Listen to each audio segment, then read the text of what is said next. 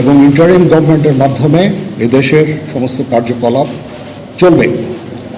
আমরা এখন মহামান্য রাষ্ট্রপতির কাছে যাব, যে এই ইন্টারিম গভর্নমেন্ট ফর্মের ব্যাপারে ওনার সাথে আলাপ আলোচনা করে আমরা একটা ইন্টারিম গভর্নমেন্ট ফর্ম করে দেশ পরিচালনা করব।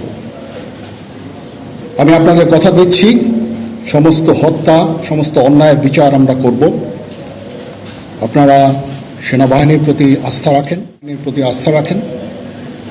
আমি সমস্ত দায়িত্ব নিচ্ছি, আপনাদের জানমাল, এবং আপনাদেরকে আমি কথা দিচ্ছি যে আপনারা আশাহত হবেন না। ইনশাল্লাহ আপনাদের যত দাবি আছে সেই দাবিগুলো আমরা পূরণ করব এবং দেশে একটা শান্তি শৃঙ্খলা ফিরিয়ে নিয়ে আসব। আপনারা আমার সাথে সহযোগিতা করেন। দয়া করে আর এই ভাঙচুর